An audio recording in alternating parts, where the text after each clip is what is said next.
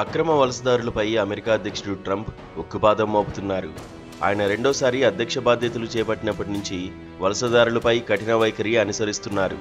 ఇప్పటికే వీసాల జారీకి social media వెట్టింగ్ను తప్పనిసరి చేసిన ట్రంప్ వీసా పొందిన తర్వాత కూడా నిబంధనలు పాటించకపోతే బహిష్కరణ ముప్పు తప్పదని హెచ్చరికలు జారీ చేశారు.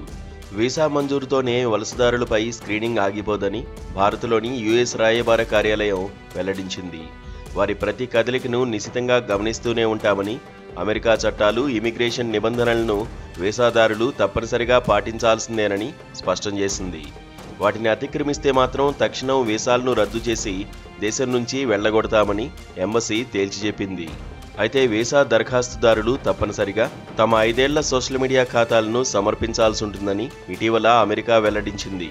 ఫేస్బుక్, లింక్డ్ఇన్, ఎక్స్, ఇన్స్టాగ్రామ్ ఖాతాలను, అందులో అభ్యర్థులు చేసిన పోస్టులు, కామెంట్లు, వెల్లడించిన అభిప్రాయాలను అగ్రరాజ్య అధికారులు పరిశీలిస్తారు. అలాని వాటిలో ఉన్న పోస్టులేవి ఇప్పుడు డిలీట్ చేయడానికి వీల్లేదు. ఒకవేళ అలా చేసినట్టు కనిపిస్తే పరిశీలన మరింత లోతుగా వెళ్లి తనిఖీ చేసే అవకాశం ఉంటుంది. ఈ వివరాలను ఇవ్వకపోతే వీసా తిరస్కరిస్తారు.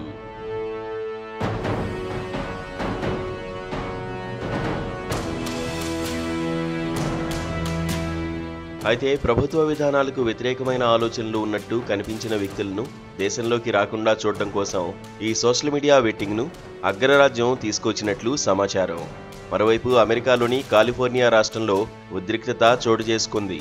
కార్పెంటీరియా, కామరిల్లో తదితర ప్రాంతాల్లో అక్రమ వలసదారులు ఉన్నారనే సమాచారంతో ఫెడరల్ ఇమిగ్రేషన్ అధికారులు క్రిమినల్ సెర్చ్ వారెంట్తో తనిఖీలు చేపట్టారు.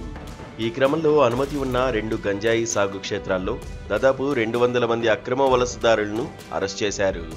ఈ విషయం తెలుసుకున్న వారి సంబంధీకులతో పాటు మరికొందరు అక్కడ గుమిగూడి నిరసనలు తెలపడంతో పాటు ఇమిగ్రేషన్ అధికారులపై దాడులకు దిగారు. దాంతో ఉద్రిక్త పరిస్థితి నెలకొంది. ఈ ఘటనలో మొత్తం 12 మంది గాయపడినట్లు స్థానిక అగ్నిమాపక అధికారి ఒకరు తెలిపారు.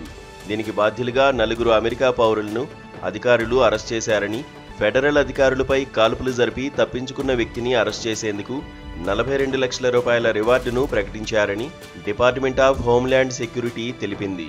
గంజాయి సాగు క్షేత్రాల్లో అధికారుల తనిఖీలప్పుడు అక్రమ వలసదారులకు సంబంధించిన 10 మంది దాకా పిల్లలు కూడా అక్కడ ఉన్నట్లు పేర్కొంది.